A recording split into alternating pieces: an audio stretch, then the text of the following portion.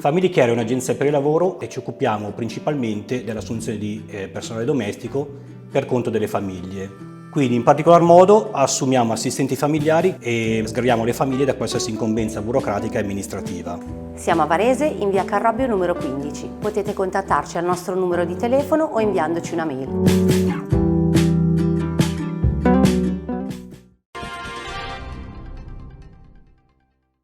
Venerdì 23 giugno, la più cordiale buonasera, ben ritrovati con il TG di Prealpina.it. Apriamo parlando delle violenze a Cassano Valcuvia, violenze che si sono consumate negli ultimi giorni. Oggi c'è stato un incontro in prefettura e la cooperativa sociale San Martino si è impegnata ad allontanare i minori più turbolenti. Su questa situazione calda vediamo subito il servizio che è stato realizzato da Riccardo Prando.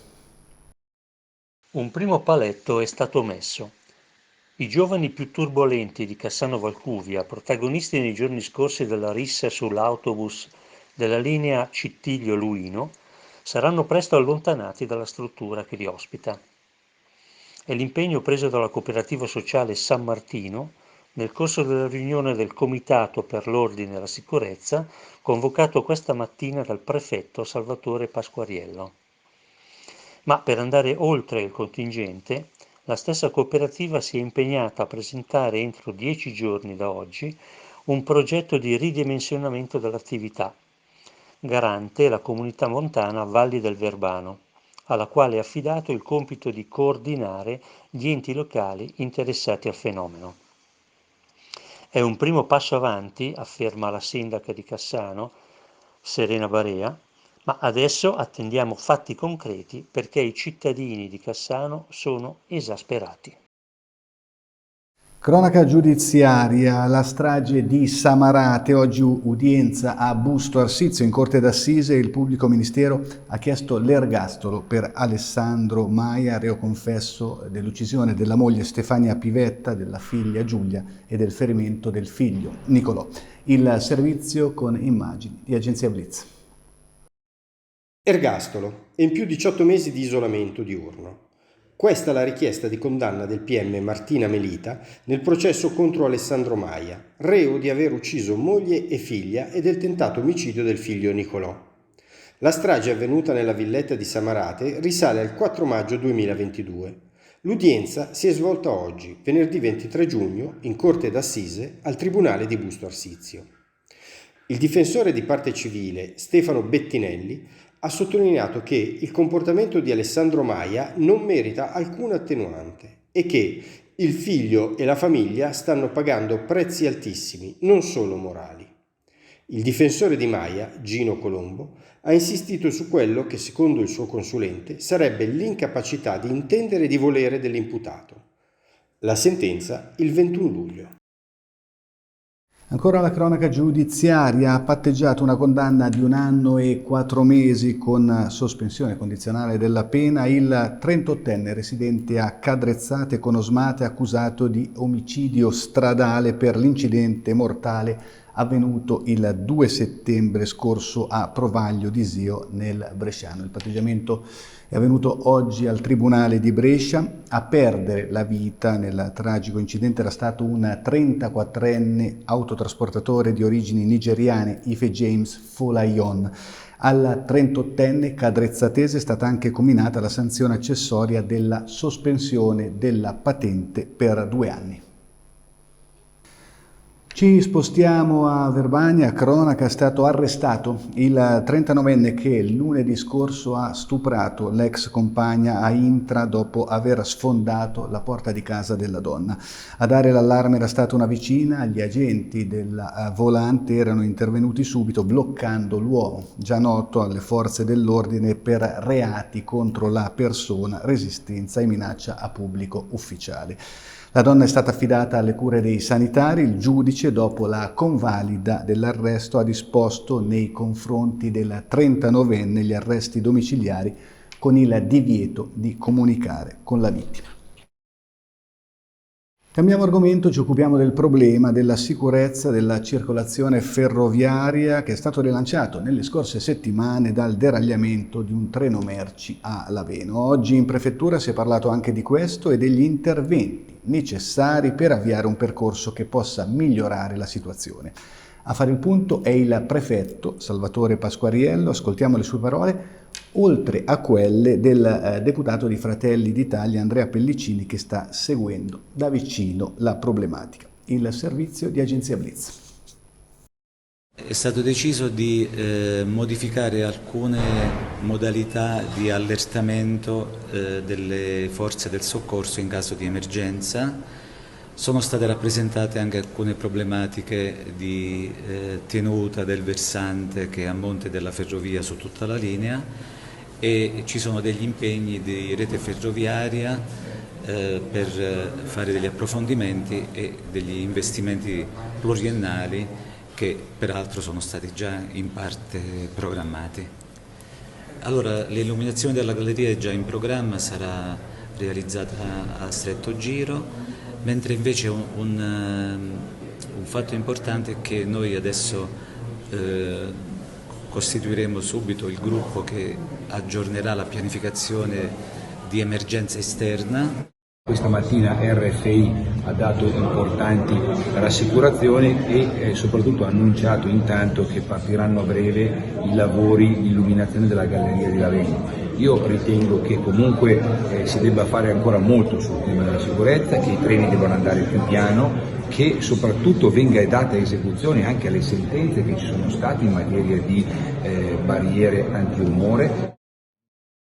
La sicurezza della circolazione ferroviaria è dunque una priorità, ma c'è anche un'altra priorità, restando in tema di ferrovie, quella della sicurezza nelle stazioni. In questo senso va letto l'aumento delle forze alla Polfer di Gallarate. L'intervista di Veronica De Rio. Saranno sistemati gli uffici e arriveranno 2 nuovi agenti. Sì, confermo, proprio ieri sono arrivati 2 nuovi agenti in prova, quindi che alla fine del periodo di prova, che dura 3 mesi, insomma, saranno destinati proprio all'ufficio Polfer di Gallarate, quindi aumentando il numero dei dipendenti, degli operatori di Gallarate, proprio in virtù del fatto che è un segnale molto forte che l'amministrazione vuole dare proprio per la sicurezza dei cittadini e quindi per la sicurezza delle linee ferroviarie, insomma, che transitano per Gallarate. Ci spostiamo ora a Ferno, dove i residenti protestano per i forti e fastidiosi rumori che da alcuni giorni li svegliano alla mattina presto. A produrli il collaudo di un nuovo velivolo della Leonardo, i particolari nel servizio realizzato da Marco Raimondi.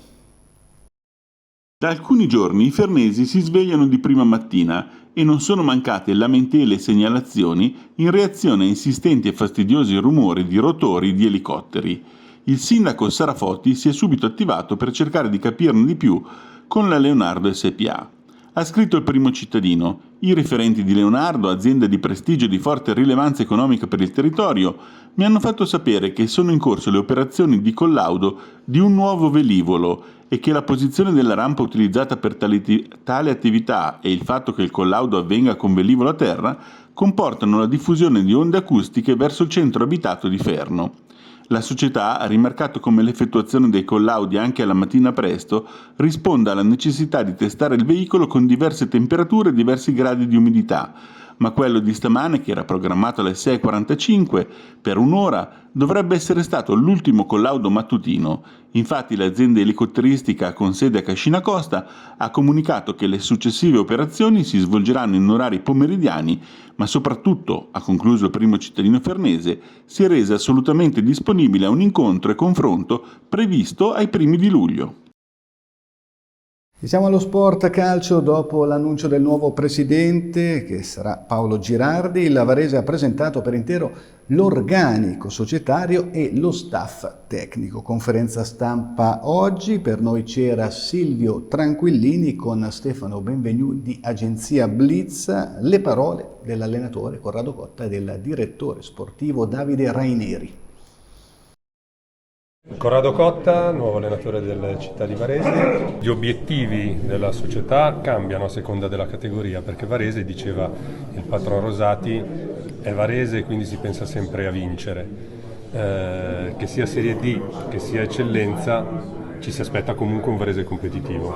Lei l'ha chiamato patron, sì, perché c'è un presidente nuovo ed è giusto. Ma io non voglio pensare che il Varese possa fare l'eccellenza. È chiaro che se fa l'eccellenza anche il patron deve valutare, cioè l'eccellenza non puoi partecipare, il Varese lo deve vincere, ma non insegna la storia di tanti club blasonati come il Varese e tutto. No, io non ci voglio pensare, mentre in Serie D cambiano un po' gli scenari perché indipendentemente dalla stagione passata Serie D ha più difficoltà, poi bisogna capire poi tante situazioni particolari, la logistica, girone A, girone B, eccetera eccetera, cioè sono due ipotesi totalmente diverse.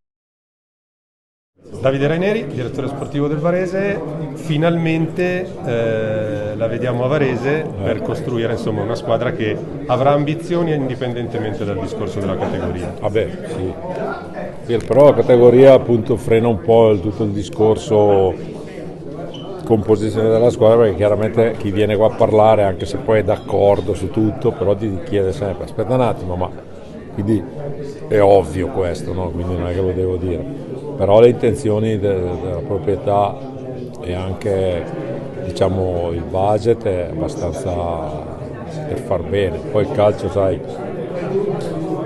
funziona un po' strano, però penso che si possa fare bene, ecco, perlomeno rifare un po' il trucco anche al modo di giocare, allo spirito, capito, che deve esserci qua, se no fai fatica a portare gente a vedere, a dare un po' di passione.